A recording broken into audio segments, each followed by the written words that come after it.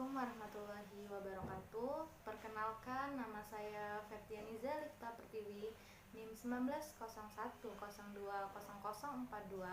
kelas 4A2 Akuntansi Pagi, mata kuliah Sistem Pengendalian Manajemen. Baiklah, di sini saya akan menjelaskan tentang ruang lingkup Sistem Pengendalian Manajemen. Nah, di sini saya akan menjelaskan apa itu pengendalian. Nah, pengendalian adalah suatu proses untuk menjamin agar kegiatan mengarah ke tujuan yang diinginkan. Pengendalian suatu organisasi lebih rumit daripada mengemudikan sebuah mobil. Kemudian manajemen. Nah, manajemen terdiri atas sekelompok orang yang bekerja sama untuk mencapai tujuan tertentu bersama. Kemudian, tujuan organisasi bisnis adalah memperoleh laba yang memuaskan. Pimpinan organisasi adalah manajer. Manajemen mempunyai atasan dan bawahan.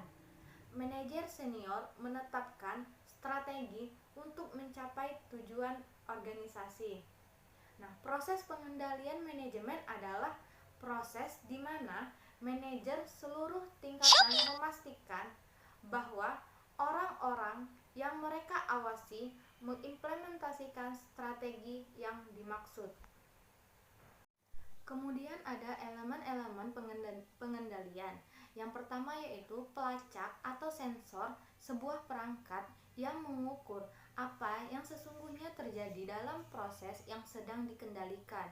Kemudian yang kedua ada penaksir atau perangkat yang menentukan signifikansi dari peristiwa aktual dengan membandingkannya dengan beberapa standar atau ekspektasi dari apa yang harusnya terjadi. Yang ketiga, efektor, suatu perangkat yang mengubah perilaku jika asesor mengindikasikan kebutuhan yang perlu dipenuhi. Kemudian yang keempat, ada jaringan komunikasi yang merupakan perangkat yang meneruskan informasi antara detektor dan asesor atau antara asesor dengan efektor. Kemudian ada perbedaan antara proses pengendalian manajemen dengan proses yang lebih sederhana atau tubuh atau supir. Nah, yang pertama yaitu ada standar pengendalian manajemen yang ditentukan terlebih dahulu. Kemudian pengendalian manajemen tidak otomatis. Pengendalian manajemen memerlukan koordinasi antar individu. Kemudian hubungan antar tindakan yang diamati dengan perilaku yang diperlukan tidak jelas. Kemudian pengendalian manajemen banyak yang merupakan swak control, yaitu tidak dilakukan oleh suatu perangkat regulasi eksternal, melainkan oleh para manajer. Kemudian di sini ada sistem. Sistem adalah suatu cara yang ditetapkan sebelumnya untuk menjalankan suatu aktivitas atau serangkaian aktivitas yang biasanya dilakukan secara berulang kali atau beberapa tindakan. Nah, beberapa tindakan manajemen bersifat tidak sistematis karena pada umumnya para manajer menghadapi situasi di mana aturan tidak terdefinisikan secara baik sehingga harus menggunakan penilaian terbaik mereka dalam memutuskan tindakan yang diambil. Kemudian di sini ada pengendalian manajemen.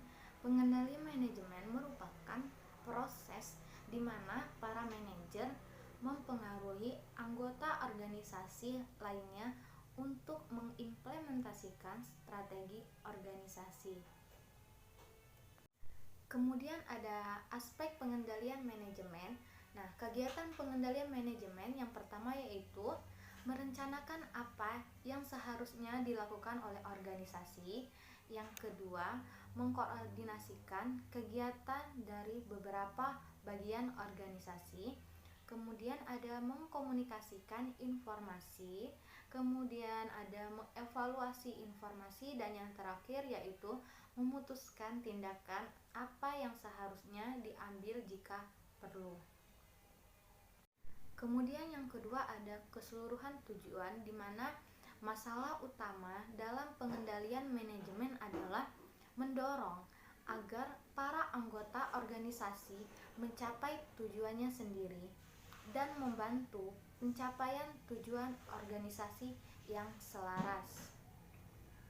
Kemudian yang ketiga yaitu perangkap bagi penerapan strategi, di mana pengendalian manajemen memfokuskan pada pelaksanaan strategi.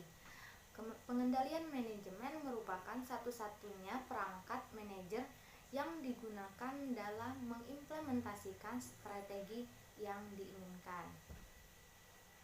Kemudian yang keempat yaitu penekanan aspek keuangan dan non-keuangan. Nah, dimensi keuangan memfokuskan pada laba bersih, imbalan ekuitas, imbalan investasi, dan sebagainya.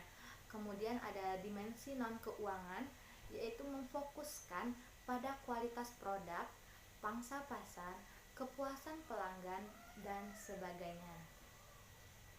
Nah, kemudian yang kelima atau yang terakhir yaitu ada bantuan dalam pengembangan strategi baru, di mana pengendalian interaktif merupakan pengembangan atensi manajemen karena adanya yang pertama yaitu permasalahan, yaitu kehilangan pangsa pasar, adanya keluhan pelanggan, dan yang kedua yaitu peluang, di mana terbukanya pasar baru yang dijadikan dasar manajer untuk menyesuaikan dengan perubahan lingkungan yang cepat.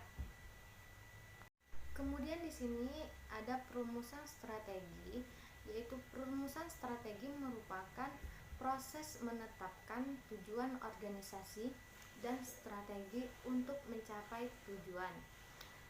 Kemudian ada strategi merupakan perencanaan yang besar, perencanaan yang penting yang ditetapkan secara umum ke arah mana organisasi bergerak sesuai yang diinginkan oleh manajer senior atau manajemen senior. Kemudian ada perlu mempertimbangkan kembali karena adanya ancaman dan peluang yang dapat berasal dari mana saja dan kapan saja. Nah, itulah hasil presentasi saya dari materi luang lingkup sistem pengendalian manajemen. Kurang dan lebihnya saya mohon maaf, kepada Allah saya mohon ampun. Wabillahi taufiq wal hidayah. Wassalamualaikum warahmatullahi wabarakatuh.